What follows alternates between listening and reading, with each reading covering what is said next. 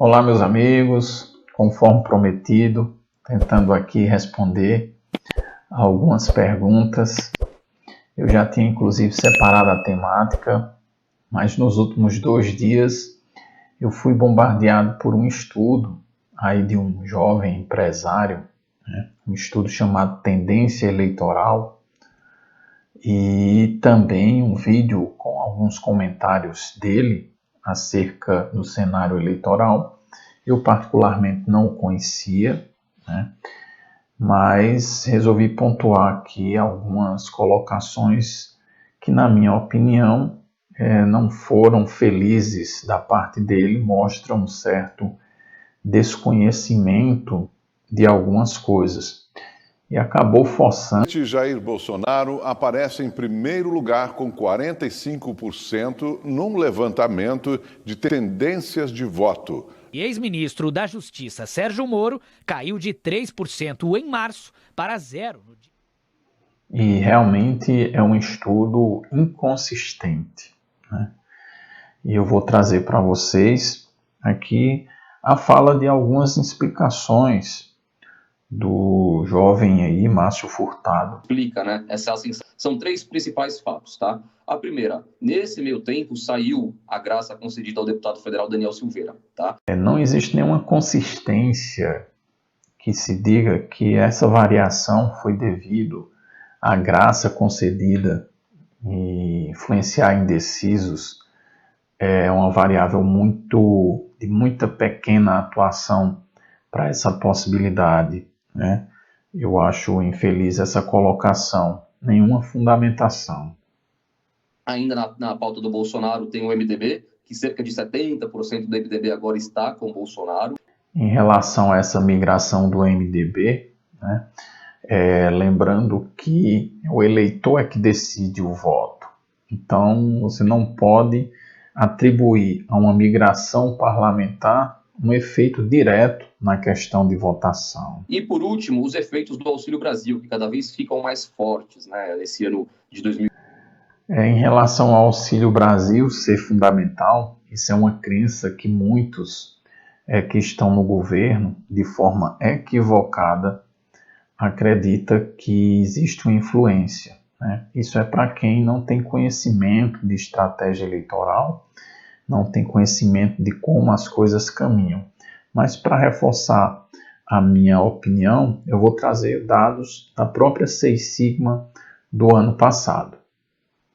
Como vocês podem ver, na pesquisa de agosto de 2021, quem não recebeu o auxílio emergencial, votando na maioria com Bolsonaro. Enquanto que aqueles que receberam o auxílio emergencial, votando na sua maioria com Lula, o que derruba a tese do Márcio Furtado. Diferentemente das pesquisas tradicionais, a fonte primária analisa o comportamento dos eleitores nas redes sociais dos candidatos e em eventos presenciais da direita e da esquerda. E, além disso, acompanha os votos dos deputados e senadores e também as mudanças de legendas e alianças partidárias. Aproveito para lembrar a vocês que é um estudo que não traz aí uma metodologia consistente, não tem nenhuma fundamentação teórica para essas afirmativas. Por exemplo, você não pode atribuir aí uma margem de erro. Um estudo que não tenha uma margem de erro é apenas uma junção de elementos de uma pessoa que acredita que são variáveis importantes dentro de uma modelagem. Para mim, totalmente equivocada, com resultados que a gente não pode confiar. A gente precisaria, sim, de pesquisas confiáveis para saber se isso seria um cenário ou não, o que nós não acreditamos acontecer. O estudo, segundo a jornalista fala aí no final, trata-se de algumas componentes, como o comportamento dos eleitores em relação aos eventos, às redes sociais. Isso também não tem uma consistência, gente. Pode até parecer absurdo, mas não é uma variável preponderante. E também como é a acomodação dela no modelo, não tem como se atestar, mesmo porque a característica dos votos são diferentes, né? Uma outra é votos de deputados e senadores numa composição, então a componente de eleitor com a componente de deputados, bem como se fala em alianças partidárias. Então, como vê, é um modelo que parece forçar a barra para uma situação e os parâmetros envolvidos, os pesos envolvidos dessas variáveis acabam não tendo certo critério, mostrando sim que é um estudo totalmente inconsistente.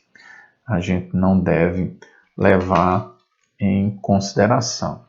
Em relação a uma outra afirmativa também do jovem aí, Márcio Furtado, que não mostra ter os conhecimentos necessários, muito embora me parece ter um empenho para trazer algumas hipóteses com relação à pesquisa que ele questiona, falando de microdados, que pesquisa e tudo mais. E uso o exemplo do meu estado, da Paraíba. Muitos me mandaram esse vídeo. Olha aí, professor. E ele também não foi feliz nessa colocação. Então, quando ele cita a questão dos municípios, pode perfeitamente ter acontecido isso, Guarabira e Monteiro, né? Porque as seleções dos municípios podem ser aleatórias, usando uma amostragem aleatória simples ali, né? E quando ele fala de João Pessoa e Campina, para você ter a chance, por exemplo, de sair exatamente esses dois municípios, Campina e João Pessoa, a chance vai ser de, 0,002%. Então a chance é muito pequena, em virtude da seleção aleatória que se provoca para o Estado. Então ele, mais uma vez, numa colocação infeliz e acaba levando muita gente a acreditar. Isso, gente, que eu tinha para comentar. Espero trazer um novo vídeo na próxima semana. Abraço a todos. Aproveite, se inscreva no canal, ative aí o sino, para que toda semana você possa ser avisado dos novos vídeos que a gente vai fazer, comentando vários assuntos e várias temáticas. Abraço a todos.